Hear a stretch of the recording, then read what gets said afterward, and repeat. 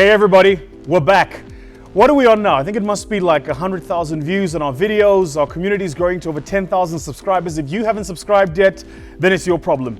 I'm really looking forward to today's conversation. I'm talking to a friend, an icon, a man who has seen it all, done it all, and is still more to do. And it's so much you can learn from him about how do you approach life, how do you approach family, how do you balance the two, how do you approach business. I'm just going to stop.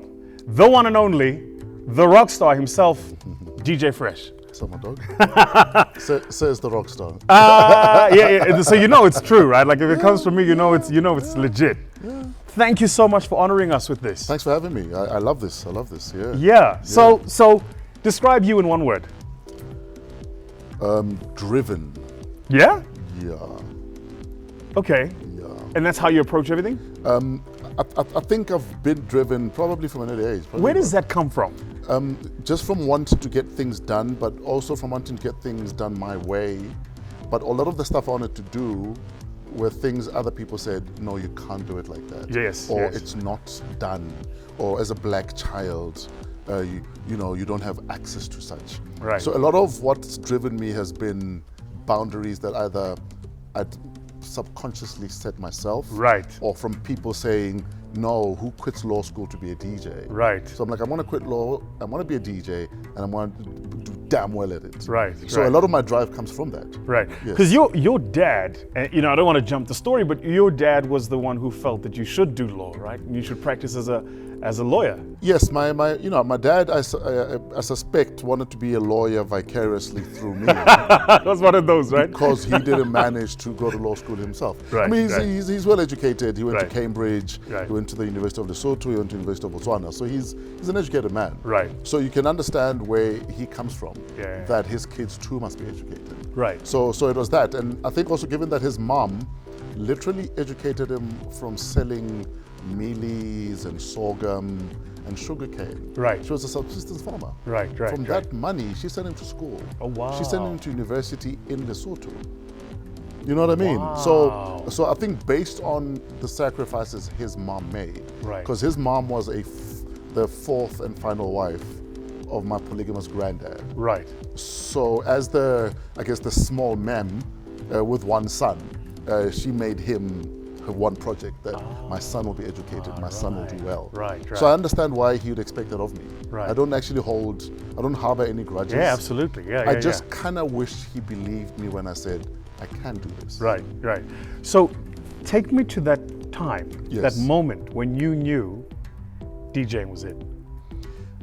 I think initially when I was 13, Right. and I did my first gig at a school social in boarding school, Okay.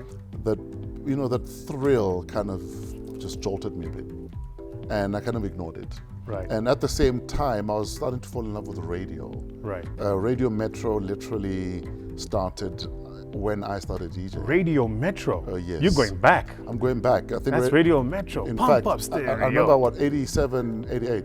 Yeah. 87. I heard Radio Metro for the first time, and I think Trevor Shabalala was on the radio. Oh. And it was on medium wave at the time.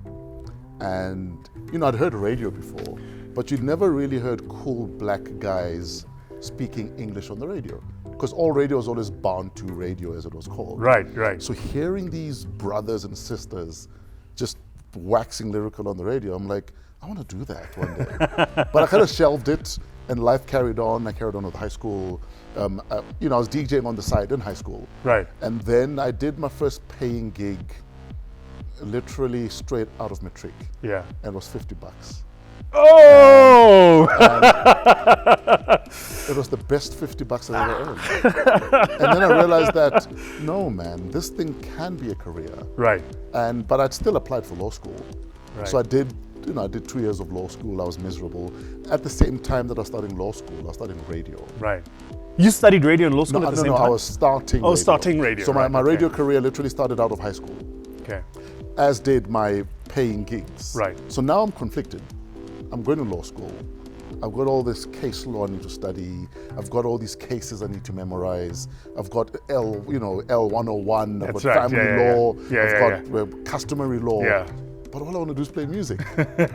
So for 2 years, I literally bit the bullet until I realized that this is not for me. I want to actually flunk out, because that's the only way he'll know I'm serious. But that's hugely risky, guy. It is hugely risky, but that's how much I believed in not only myself, but in my vision and my plan. Yeah. And if you don't take a chance on yourself, who's going to do that? Yeah. I mean, who's going to even believe you can do anything if you are also scared of taking that leap of faith in yourself? Just come back for me. Yes. How did you get into the DJ thing? Like, who said to you, why don't you just come and put together a couple of tracks at a party? Okay, so primary school, I was probably about 8, 9, 10 years old. Yeah. I started collecting music. Yeah. So by the time I got to high school when I was 13. Why were you collecting music? Because I love music. Right. So I was just always I had like a massive, it was cassette then. I had a massive cassette, like. Cassette is that thing you put the pencil in You put the big, it has to be an orange fine point, otherwise it doesn't fit in the groove. By the time I got to high school, I think my cassette collection was probably about 200-300 cassettes. Oh man. Exactly, that's how much music I had. Man. That's how much music I collected. But it was almost an obsession. If there's a song, a new song, a beautiful song, I had to have it. And I also had friends who lived in the US and the UK who knew that when stuff drops, they need to post it to me. Post? So, yes. You said post? Post. I mean, like the physical post? The post. You post a cassette or new music, and then that's how I collect my music. Or I'd record off the radio with a little tape recorder. In fact, friends of mine call me Mr. Fingers because I was that quick. I knew when to stop recording a song because the DJ is about to talk.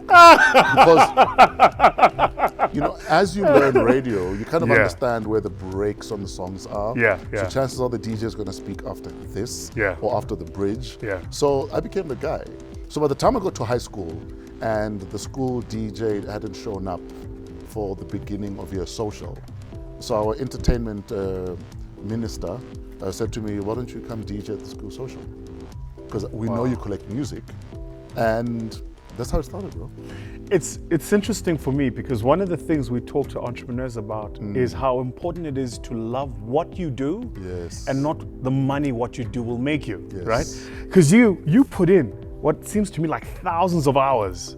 And you didn't even have money in mind. You were just like, I just love music. Yeah, so I mean, if you're on a count, I mean, I started DJing, 1985, 86. Right. I started radio 1992. Wow. I mean, that's how much hours I put into it. That's 7 years of pre-study, my guy. Pretty much. And for instance, I mean, when you talk about, for instance, investing in yourself, I mean, that first $50 I made, my first paying gig, I went and bought more cassettes so I could collect more music.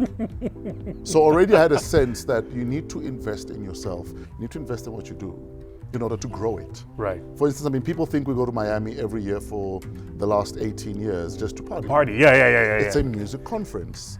It's investing in my career. You go there to find out what are the new trends, who's doing what, how. What are we doing differently here? What can we learn from how they're doing things in the US, for instance? Right. So for me, whether it's conferencing or an online course or whatever else it is that you do to feed your craft, you have to feed your craft all the time. Yeah. A lot of us become complacent because you think I've got the gig. I always say gigs, jobs, and relationships are the same. It's actually harder to keep him or her and his job than to get in. 100%. But more often than not, we think I'm in, now I can relax. No, the work starts once you get the gig. The work starts once you get the guy or the girl. So for me, that's how I've always, looked at relationships and what I do. Before we finalize the segment, yes, if you were talking to a 15-year-old you today, what would you say to him? 15-year-old me was a borderline depressed teenager. Right. My mom had just left for the US, so I felt abandonment of sorts. My best friend had just relocated to Norway. My girlfriend had just cheated on me. So at 15, I was a mess. And like I said, I was borderline suicidal. I became reclusive at 15. I remember reading a drum article about the late Bra Ray Piri, and that he was a recluse. Right. And that article for me actually woke me up to the fact that it's okay to be reclusive. That if like a big guy like Ray, has issues with being a recluse, who am I? I'm 15. My flipping life is still ahead of me. So I'd probably say to myself, you know what, kid, you're gonna be good. Like, stop stressing. Stop overthinking everything. Enjoy school. Yeah. Yeah. And isn't that a lesson just for all of us? That Yes. we often get so caught up in the moment Yeah. that we forget that in the ocean of moments that is life, Yes. that moment is just a speck. Like It is. it'll pass, right? Yes. But having said that, though, can you imagine if every speck counted? Oh man, if you made every moment count. Exactly. We'll pick it up there. We're back just after this. We're back. No time to do the intros. DJ Fresh, 6'2", 110 kilos. We're gonna get into it. So 125. Get it right. are you really 125? Yeah, 125. No. You don't jog, do you? Because you can't carry 125 kilos for I like jog, 5 but I struggle kilometers. to run past 5 kilometers because I get bored. Because I'm like, I'm waiting for something to happen. You're like, CRP. So I try and balance things out by eating as cleanly as I can. Right. So that I don't need You to don't work, have to, yeah. as hard as. I noticed when they brought you the tea, you don't put any sugar in. Yeah, I avoid sugar at all costs. Right, Yeah. right. So you and I, just, sort of offshoot time, we're having a conversation about this thing about respecting your craft, right? We spend a lot of time in our firm trying to get entrepreneurs to understand them, that actually before you're an entrepreneur, you're a craftsman. And there's got to be something, a level of expertise you have that you bring to the marketplace that nobody else does. And in your industry, it seems to me that there almost isn't the same kind of respect from the external environment, that actually what you do is a craft. It's like, just because I'm DJing at somebody's Yes. bash doesn't Yeah. now mean que fresh. Exactly. Like there's Yes. time, there's hours, there's a level of expertise there. You know what? I think especially in our industry, where a lot of the time you are the business. Yes. In fact, Yes. the lack of respect, sadly, also sometimes comes from the very people who are doing the job, where they treat it like it's just a gig. Whoa. Or, a kid will come up to you and say, "Ish, my guy, I also want to be famous." So for me, the minute you say to me, "I also want to be famous," I dismiss you. Yeah. Because I don't want to be famous. Yeah. In fact, the less fame, the better. I just wanted to play records, I just wanted to be on the radio, change people's lives as much as I possibly can. Yeah, yeah. It was never about the fame. Yeah. If I ever could do this minus the spotlight, I'd actually be a happier man. So you Wow. have kids who think it's, a way to quick riches, it's a way to get girls. Yes, like you said, I might be at a party, I might be at a gig, but I'm rendering a service. And when you render a service, you have to respect the service itself. So a lot of people in our very own industry, for instance, don't respect their own craft. So for instance, they'll show up drunk at work. That's right. Yeah. Or they won't show up. Right. Or they'll show up late. Yeah. For me, little things like that are the difference between whether you get repeat business or not. Yeah. Yeah. Because if I remember you as the guy that didn't show up, or that was late, Yeah. or that gave everyone attitude, why should I give Use you again. a repeat business? Yeah, I mean, you and I were literally on a cruise for 4 days. Yes. And I was, you would know this, but I was on the upper deck watching you walk towards where you were going to DJ. Yes. And I remember the first thing, I was standing with someone, and the first thing I said to them is, he's very early. And you were early, but you were behind the scenes. Yeah. And you almost watched what was happening. You watched the people, you watched the music, you watched the DJ and what they were doing.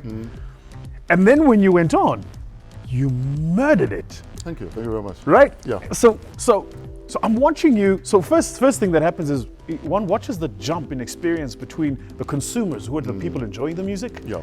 of your product versus the guy who was just on your product. And then when it got to end time, you kept going. I was like, this is, what's that about? I'll tell you, one thing people never forget is how you made them feel. right, So I'll give you an example. When I arrive at work, right, because that's what DJing is, or at the SABC, or even here when I Yeah. arrived on set. Yeah. For me, first things first, acknowledge everyone. Yeah, I mean, you just knocked Because- coming into my office. It's like, who knocks in an office at a Coco? For me, it's a good habit to have. Right. Not to just walk into people's rooms. Right. Whether there's a door or not, knock. Right. Announce yourself. Right, Uh, right. For me, it's rude to just, impose yourself. Right. And invade someone's space. But that's a story for another day. But for me, when you do a job, Yeah, whether it's DJing, Yeah. you work at a company somewhere, Yeah. you work in a factory even, what's your role? Yeah. And do you understand everyone else's role? Yeah. So for instance, when I walk into a club, the first person I greet is actually the car guard. I don't ignore the car guard. I greet the lady at the door. If there's a cleaning lady in the bathroom, I'll greet that lady. If there's a barman as I'm walking past, I greet the person. Because we're all part of a product. The product is, will people be entertained Love that. when we are done? I love that. But a lot of the time, we almost don't understand or appreciate that you're part of a cog.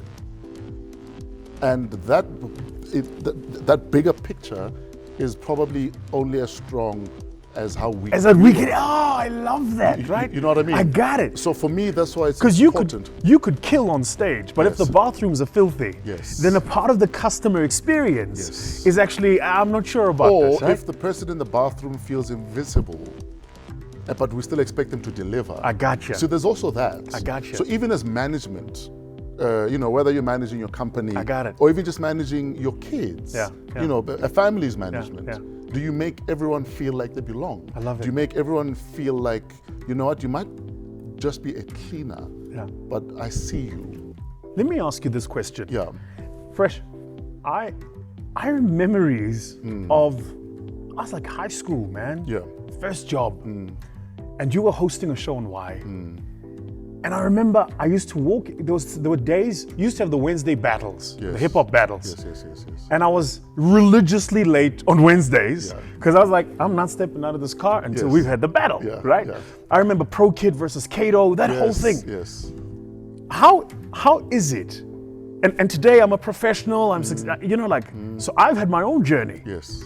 How have you maintained the level of commitment to the job over decades now? Let me ask the question this way. Yeah. How are you not jaded? Like, how are you not like, I got it It now? goes back to what I was saying, that I understand my role in every single thing that I do, but also understand that I have to respect that role. So like you were saying, I mean, I arrived at that event early just to check out what is happening, a recce, if you will, but also to interact with the audience. Again, like I said, people never forget how you make them feel. If I go to an event and all I remember is the fact that I said hi to you and you just didn't reply, yeah. thumbed your Yeah. nose up at me, Yeah. that is probably the sum total of my experience at that event. And who is it on? It's on me, because that's how I made you feel. But my attitude is treat everyone like they belong there. Treat everyone like they matter. And that will amplify the experience exponentially. You know what I mean? But we overlook little things like that. And a lot of it is stuff your mom taught you. Just be nice to people. It costs you nothing to be a nice person. Right. So when we come back in the next segment, I want to get Yeah. into the history of what you've done at a business level. Yeah. But quickly, before we leave this conversation about being a human being, Yes. and just how we show humanity. So how do you make sure you don't get taken advantage of? Because a part of what happens in this dog-eat-dog society we live in is when you come across as human, there is an expectation or almost an interpretation that human is weak. You know what? I get taken advantage of a lot because I don't always know how to say no. Right. If I genuinely see that someone needs help. Right. And I'm in a position to offer help them them, help. yeah. And that's one of the reasons I do so much charitable stuff. Because again, that's how we were raised. Yeah. That if it doesn't break your back to help someone, to give someone a leg up, to point someone to the right door, then do that. I mean, that's why I put on as many people as I have in this industry. Because again, I don't approach life from a fear of scarcity, that things are going to run out. On the contrary, I believe if I help your light shine, there's more light on mine also. So I get to see further. I get to achieve more. But if I try to dim your light, all I'm ever going to see is what my light is showing. I don't know how far your light goes. But if I say, yo, let's shine our lights together, we see so much wider. And you realize how much more of a pie there is. But not everybody's like you. Not everyone is like that. But I'm here 25 years later, putting on easily 100, 200 DJs a year. And I'm still here. Surely there's a lesson in that. Sure. We're back after this. The next conversation is going to be about history, track record, and the business of music. Stay tuned.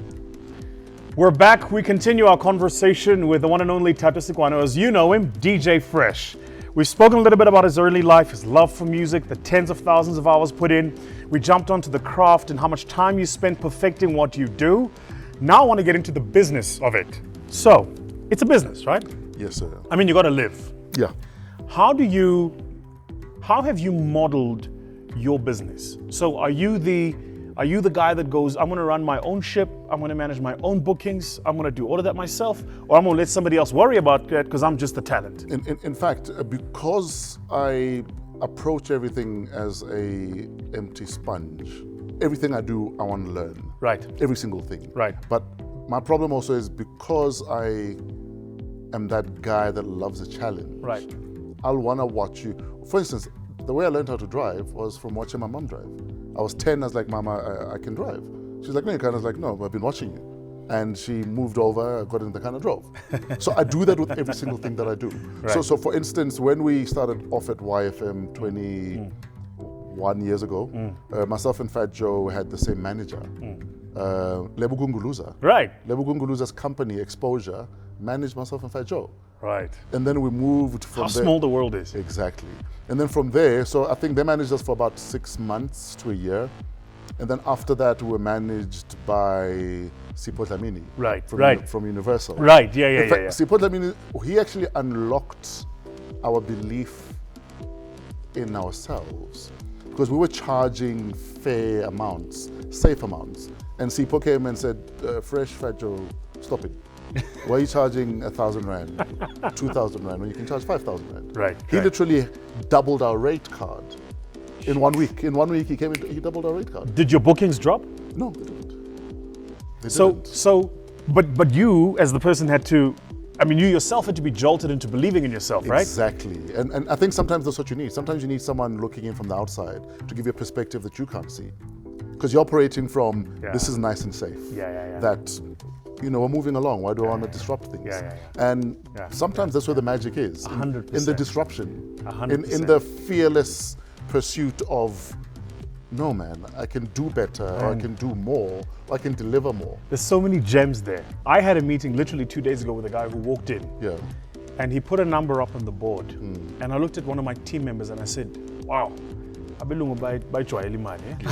just write that number down. Like Yes. and he was like, but it's just a number. Yes. And I had to interrogate my own relationship with this thing called money and the number, right? Yes, exactly. How have you managed your relationship with this thing called money? So we obviously then changed management with Fat Joe. So 2 years into being managed, I realized that I can do this myself. Like, why am I paying people 10, 15% commissions when I can pay someone a salary and have more money come in? Yeah. But also one thing that, for instance, I've learned from watching how my dad ran some of his businesses into the ground was the fact that, and I don't know if it happens with everyone or with just black folk or with a young business, where you don't differentiate between this is the business, this is me. So for instance, I'd sometimes see my dad arrive and take money from the till and go pour petrol, or take money from the till and go do groceries. So watching how this doesn't work is what said to me, you're earning money from TV, from radio, from gigs, from voiceovers, put everything on a company, charge VAT and draw a salary. That way the company runs and you are just an expense. That way you're separating the two, and you're less likely to run it into the ground. But sadly also the flip side of that coin is, more often than not as black business, cash flow is a problem. Yes. So you can't help but say, I need $200 for petrol, because that's the only money you'll see. Yeah. So yeah. How have you, just on this, and it's not part of my scripted questions, but now that you've raised it, so how have you managed your own enthusiasm, right? Because you're also in an industry, let's be honest, that's about fast things, fast cars, fast all sorts of things. I was that guy that bought a new car every 6 to 12 months. Literally every 6 to 12 months I'd go pick up a new car or trade in or whatever else. Until one day Oskido arrived at my place in a Toyota Corolla. And I was like, where's your ML? He's like, no, I've sold it. And he's like, my man, then you stop wasting money on cars. You must put money into property rather. And at the time, I owned a little cluster in a home. And I was like, actually, Loskido's right. I need to move out of this cluster also and get a proper property, like a freestanding house. So it was actually Oskido said to me, stop wasting money on cars. Wow. And go into property. And in fact, he's advised a lot of us in the industry about that. That cars are nice to have, but if you don't have a roof over your head that you own. What's the point? He scaled down from an ML to a Corolla? Yeah. In fact, to give you an example of... But hold on, Fresh, Chief, you can't arrive at the club, ka Corolla, man. You see, that's another problem that we actually need to deal with. Right. Especially as black folk. Right. This thing that, what will people say? Yeah, or that people must see me. Yeah. I mean, I remember there was a time Minister Mbalula, when he was still Minister of Police, was talking about celebrities who take taxis or don't own their own cars. And then back on my mind, I'm thinking, it's not an achievement actually to own a car. Yeah. It's not practical for everyone to own a car. Sure. I mean, depending on how many hours you spend on the road, a car is actually a waste of money. Quite right. Yeah. So I think the minute you find your own lane and you realize the race you're running is yours, and you stop looking around at who's watching you run your race, you're more likely to focus on the goal and get to the goal. So what will people say about what I'm driving? I don't care. Fresh, come on. But our obsession with that is part of the reason we live beyond our means. Yeah. It's part of a reason that we tank our own businesses. Yeah. That, I have nothing true. against you saying to the government, give me a tender. Yeah. I have everything against you getting a tender and going to buy a car before you've delivered what you need to do. I got you. And you see a lot of that all the time. Yeah. Where you think I am the business, or you think because there's money, I must therefore ball out of control. Yeah. You're not building wealth. You just kind of look like you're balling for a second. Yeah. But long term, what are your kids getting out of that? Nothing. How do you understand, what is your understanding of the concept of wealth? So when you are having a conversation with yourself about wealth and what you want your life to look like and the quality of it and what you want to leave to your kids, what does that look like? You know, for me, I'm building more for the kids than for myself. Right. Because my life is halfway done. Right. But I want to build such that if my kids didn't really want to work, they wouldn't have to. But I think one thing we also forget to do, especially with our girl kids, is we leave wealth, but we don't specify that if it goes to the girls, it must stay within a family line. Then some loafer's going to marry your daughter, and all of a sudden he's wealthy. He's wealthy, yeah. You know what I mean? So but he hasn't learned the habits of wealth. Exactly. Yeah, for me, little things like that all add up. Yeah. That if you're going to marry my daughter because she's got money, it's actually the family money, it's not her money. Yeah. You must actually still do your own thing. So I think little nuances, even in how we decide we're going to leave wealth behind for our kids, or how we're going to, I mean, my daughter's 9, and already she knows how to save and say, I want this doll, for instance. She'll save. She'll come and say, Dad, are there any extra chores I can do? That's right. Yeah. So that I can make extra money so I can get to my goal. Yeah. I mean, this bracelet I'm wearing here, this was her business in December. She was making these and selling them. Beautiful. You know, guests come over, she'll ask, can I do your nails? It's $50. So already she's seeing the value of creating your own money and creating your own income. And she's connecting the dots between labor and the outcome of it, which is money coming in, right? She's 9. Unbelievable. She's 9. And a lot of it is from us reminding them that I am DJ Fresh, my wife is Tabi, so you are not us. How are you building yourself? Because that's my relationship with money. I learned from my dad, for instance. I mean, my dad was clear with us as kids that my role is simple. I brought you here, I will feed you, I will clothe you, I'll send you to school. If you want Nikes, you must go get them yourself. If you want anything that is beyond just functional, like the luxury stuff, then you must. I started earning an income from age 13, 14. How so? Just doing odd jobs, whether I was washing cars, working at the tuck shop.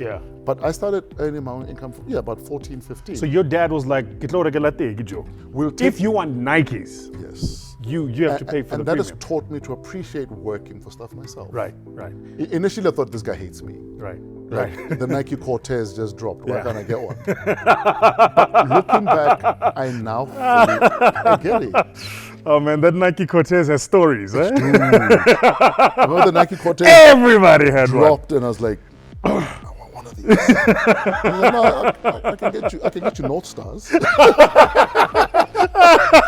So I had a pair of North Stars, and I worked, and I got myself Nike Cortez. I gotcha. And that is how I developed my relationship with money. Yeah. That I realized that a lot of the time we almost want money to be the end all and the be all, as opposed to money facilitate. It's a facilitator. That's it. It just don't. It's not that deep. I gotta tell you, I heard this quote the other day. This guy says, "You need a relationship with money that's the same as your relationship with oxygen." Yes. What? Yes. He says, "You don't think about where your next breath is coming from. Yes. You just breathe in." Yes. And he said that needs to be your relationship with this thing called money. Yeah, it's just like, but he was saying the only way to get there is if when you acquire it, stop treating it like it's a novelty. Yes. Like, I can tell it, I must splash it, I must show it. This money, it's a tool. Takes, relax. And sadly, sometimes I try to advise some of the younger kids in our industry, but you almost get a sense that they think you're hating, or you're jealous, or that, listen, you've been through it, why can't I go through it? That's right, And I always say, I might have been changing cars every 6 to 12 months, but my relationship with money has always been such that, for instance, I remember my dad saying, when you buy anything, find out what the bank is willing to give you and spend a third of that so that you can keep up with it. Say that again. Find out what the bank's willing to give you spend a third. third. Only a third of that. So if the bank says I'll give you 300, you're going to take 100. Find out what you can do with 100 so that you work within. If the bank can trust you with 300, trust yourself with 100 and service that instead. That way you're not in over your, because banks will always give you rope to hang yourself. That's right, So that's how I've always approached most purchases that I make. They might be impulsive, but they're also calculated though. Can I afford it? A lot of the time you buy your first car, but you forget that there's insurance. You forget that there's tires. There's incidentals that we never really budget for because there's money, and I must just, we treat money like we're hungry and want to eat everything. But you're allowed fat is not the right word. You're allowed a vice, right? Yes. What's your one thing that you know? So for me, it's watches. I know if I see it, I gotta have it. What's it for you? You know what? It used to be cars. Then watches, and then fragrances. So I've stopped with the cars, but I will spend 30, 40 grand on fragrances a month. Just fragrances. But also because I want stuff you're not gonna get at a Red Square. Fragrances like Pepper. 2.0. One of your crew right now is asking me what I'm wearing. Yeah. Because chances are, you're not going to smell it on the street. That's right, Because I noticed it actually when you walked into my office. Because a thing for me is people, again, never forget how you made them feel. Right. People don't forget scents. People don't forget, especially on a guy, how you smell, how clean or kept you look, and your watch. People notice those little things. So for me, that's what it is. Even if all you're ever going to remember about me is he smelled good. You're never going to forget me. I gotcha. Your. I mean, you look at majority of hotels on the planet right now have signature scents. You walk They're spending millions on that stuff. You go to a 15 on Orange, it has a distinct scent. That's right. You go to a different distinct scent. There's a science behind smell. And we sleep on it. A friend of mine runs a dealership. And he was telling me that, that new leather smell? Yes. They manufacture it now. So you're saying they buy secondhand cars and then they dispense the smell in the car.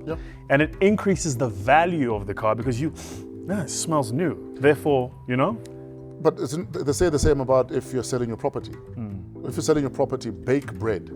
When people walk in and there's that smell of home, and the house becomes more attractive because it feels homely, because it smells of bread. Might remind them of grandma who used to bake all the time. And it lowers their defenses. Exactly. So it's little things like that are the difference between if you're gonna, rock it or just get by. Quickly on the business front, yes. How have you set up systems in your business? So you're sitting here with me, we're having an hour and a half conversation. How have you set up systems in your business to know what's going on at any time?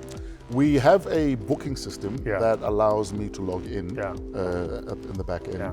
So basically, this system will invoice. Yeah. The system Yeah. will Yeah. it tracks everything. Yeah. So it sends a contract, it invoices. So on the back end, you can literally check how much you're making every month, Yeah. how much VAT is Yeah. being paid every month. Yeah. So it's this. I mean, technology is your friend. And at the beginning of the year, do you forecast and plan what you're going to make for that year? Or do you kind of go, let's see how it goes? I give my team a target, Right. just so that they don't sleep Yeah. on the job. Right. Because a lot of gigs you wait for people to call That's you. right, yeah, But I always try to incentivize them that bring money in, and you get a cut. If we're not incentivizing people, What's the why point? should they keep coming to work? 100%. Yeah. If it's just the same wallpaper every single time. Yeah. So systems are important, but it's also important to allow people to feel like they're part of everything. You're 37 albums now, right? About. Thereabouts. Yeah. How have you navigated the nuances of the music business? Because, it's famous for creating famous poor people. Because my approach when I started, for instance, with the Fresh House Flavor series, my approach has always been that this is just a CV to send out there, just to keep your name top of mind.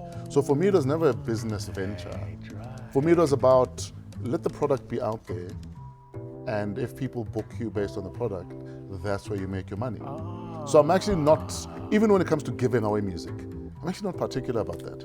If my music is on a download site, let people have it. I don't care. Because in fact, it's a vote of Exactly. If 100,000 people have downloaded my song illegally, I'm in 100,000 homes. Absolutely. So that's how I view it. So, I can either fight that, or I can say, I'm in 100,000 homes, and those are people that are more likely to come to your event because they can relate to you in that way. Your O-Ship Yes. sort of franchise, right? Yes. I know being an entrepreneur, like what it takes to capitalize something. Yes. So I remember seeing the ads and I was going, this is a big deal. Yeah. Did it hurt? O-Ship, partnership between myself, Euphonic, That's right. and the guys at Revelate. That's right. The first 3-4 years, we broke even, if not we lost. Wow. But my faith was in that. I know that it's such a hot property, it'll start paying itself off. And again, it goes back to what I was saying earlier on. I don't obsess about money. Right. I'd rather give people something they'll never ever forget. Yeah, They'll buy it over and over again. But how do you not lose your enthusiasm in those first 3 years of making losses? Because you're selling something that is your passion anyway. You see, so it makes it difficult for me to be disheartened, because we're still throwing a massive party. Yeah. People are still talking about this event. I gotcha. mean, it's what we're in June. Yeah. O-Ship is in December. Yeah. We're 95% sold out. We haven't advertised once, because the product now is so credible. People just buy it. Yeah. When you say Coke can, you just pick it up. Yeah. You don't even check if there's an expiry date, if Yeah. it's flat. Yeah. You trust it. Yeah. That's what we've done we've built a brand people can trust, that people get off the ship on a Monday, and Tuesday they book For the next one? for the next one 12 months later. That's the kind of brand it has become. And I think that's the magic of building a property. If you're patient enough, you'll be amazed at what it can do. Wow. Yeah. So last question. Yeah. If you were sitting across an entrepreneur, he's in his first 3 years. Yeah. He's been losing money. He's demotivated. Yeah. His team is demotivated. He's about to give up. What would you say to that guy? Gee, that is a difficult question, because I haven't necessarily been there. Right. Because I've got a never say die attitude about everything. For me, the more difficult it seems, it becomes, the more attractive it is for you. The more driven I become. Yeah, I get it. Because I have failed in, I have business ventures that have failed. Yeah. But I didn't go in there with the illusion that it's going to pop, because we've almost romanticized entrepreneurship. That you're gonna kill it, you're gonna get your favorite car and a massive house. You're building. So don't go in there with the illusion that it's going to pop off. If anything, expect to fail more than to succeed, but let that probability be what drives you. You know what I mean? So I don't know how that would help someone who's about to give up. apart from me saying that's where you need to push a bit further. Yeah, because it takes as long as it takes. Yes, And exactly. and if you stop, then you just didn't have the miles in Exactly. you, right? But also be realistic. I mean, how many businesses go up and come back down? Yeah. Probably majority. Yeah. So be realistic. Yeah. We love almost using other people as yardsticks. And I've learned that never compare yourself to anyone you're at school with. Because school is not a yardstick for anything. I'll give you an example. The kids that were probably the dumbest when we were in primary school are the most More successful. right Absolutely. now. Yeah. Because for me, school, or at least the current system, almost just teaches you how to memorize That's stuff. right. It doesn't teach you how to Yeah. act, Yeah. how to Yeah. activate yourself, Yeah. how to Yeah. think critically. Yeah. Absolutely. And until the system changes, we want to continue just churning out mediocre kids Yeah. who become mediocre adults Yeah. who more often than not fail because that's all they've known, mediocrity. So, until you realize that your race is your race, stop looking at what Vusi is doing. Or stop thinking because Vusi was the dumb kid, I'm gonna do what he's doing, Yeah. and I'm gonna do better than him. Yeah. Yeah. You don't know what other people are packing. Run your race. Focus on your race. Fresh, I got to tell you, it's been a privilege and an honor, man. Are we done? Yeah. Every time I talk to you, every time I listen to you, it's Yeah. like I could write a book, right? Just so many pearls of wisdom. Will there be a part two? Absolutely extraordinary. Yeah. Let's do it. This time you bring me the fragrance. All right. I'll bring you a nice, decent fragrance that you've never smelled in your life. My man. Is it? But it's for free, right? Yeah, whatever. I'm an entrepreneur. How not tell it the most. And that's how we ended. Thank you for joining us in our final episode of Season 1 Osmosis. Cheers.